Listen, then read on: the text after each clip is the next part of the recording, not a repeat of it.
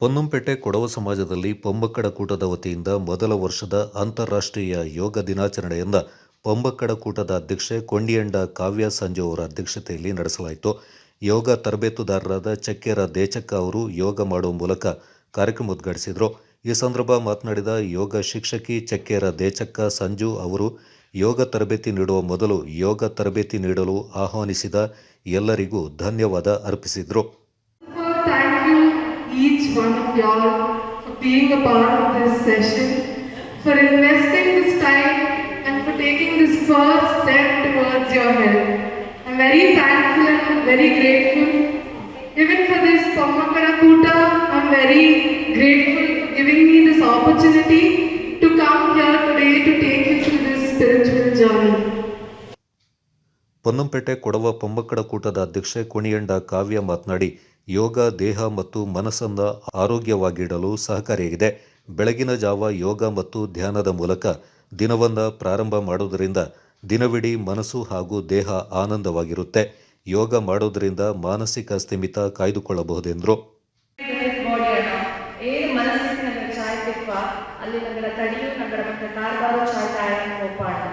അങ്ങനെ എല്ലി ഞങ്ങളുടെ മനസ്സിൽ ചായക്കൊണ്ട് വെച്ചെങ്കിൽ ധ്യാന ಯೋಗ ಬೋಂಡೇ ಬೋಂಡು ಅದು ಎಸ್ಪೆಷಲಿ ಇಕ್ಕದ ಕಾಲಕ್ಕೆ ನಮಗೆ ಭಾರಿ ಅವಶ್ಯಕತೆ ಉಳ್ಳದು.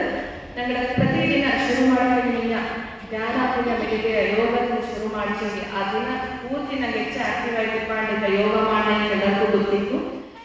ಪೊನ್ನಂಪೇಟೆ ಕೊಡವ ಪೊಂಬಕ್ಕಡ ಕೂಟದ ಉಪಾಧ್ಯಕ್ಷೆ ಮೇದೇರಿರ ಕವಿತಾ ಮಾತನಾಡಿ, ಯೋಗವು ದೇಹದಲ್ಲಿರುವ ಅನೇಕ ಕಾಯಿಲೆಗಳು ಹಾಗೂ ಮಾನಸಿಕ ಅಸಮತೋಲನವನ್ನು ನಿವಾರಿಸಿಕೊಳ್ಳಲು ಸಹಕಾರಿಯಾಗಿದೆ. ಅನಾರೋಗ್ಯದಿಂದ ದೂರವಿರಬೇಕಾದ್ರೆ ಪ್ರತಿನಿತ್ಯ ಯೋಗ ಮಾಡುವುದನ್ನು ಅಭ್ಯಾಸ ಮಾಡಿಕೊಳ್ಳಬೇಕೆಂದು ಕಿವಿಮಾತು ಹೇಳಿದರು. ಅಂತಾರಾಷ್ಟ್ರೀಯ ಜೂನ್ 21 ಯೋಗ ದಿನಾಚರಣೆನ ഞങ്ങളുടെ ಪೊಂಬಕ್ಕಡ ಕೂಟದಿಂದ ಆಚರಣೆ ಮಾಡಿದ್ದೆ. ಈಗಾಗಲೇ ಅಧ್ಯಕ್ಷನಾದಂತಹ ಕಾವ್ಯಣ್ಣ ಅದರ ಬಗ್ಗೆ ಕುಲಂಕುಷವಾಗಿ ಬಂದಿದ್ದೆ. ನಾನು ಉಪಾಧ್ಯಕ್ಷ ಐತೆ ಒದ್ದಂತ ಕರೆಯೋಕ್ಕೆ ಇದು ಮಾಡಿದ್ವಿ. ಈ ಸಂದರ್ಭ ಪೊನ್ನಂಪೇಟೆ ಕೊಡವ ಸಮಾಜದ ಅಧ್ಯಕ್ಷ ಕಾಳಿಮಾಡ ಮೋಟಯ್ಯ, ಪೊಮ್ಮಕ್ಕಡ ಕೂಟದ ಕಾರ್ಯದರ್ಶಿ ಬಲ್ಲಚಂಡ ಕಸ್ತೂರಿ, ಚಕ್ಕೇರ ವಾಣಿ ಸಂಜು, ಮೂಕಳೆರ ದಿಶಾ, ಮೂಕಳೆರ ಕಾವ್ಯ ಮಧು, ಚಿರಿಯಪಂಡ ಸಮ್ಮಿ ಮತ್ತಿತರರು ಪಾಲ್ಗೊಂಡಿದ್ದರು. ಕೊಡಗು ಚಾನಲ್ ವರದಿ ಚಂಪಾ ಗಗನ, Ponnampet.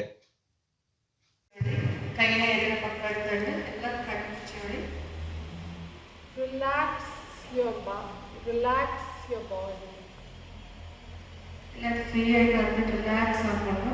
Relax your mind. Through the right.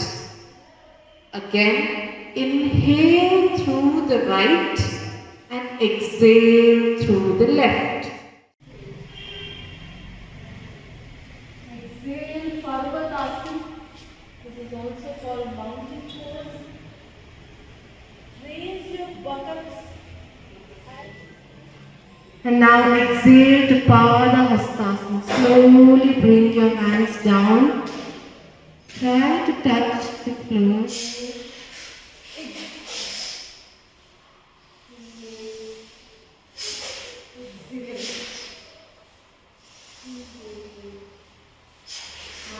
One leg over the other. I hope you all can understand me. Okay. So,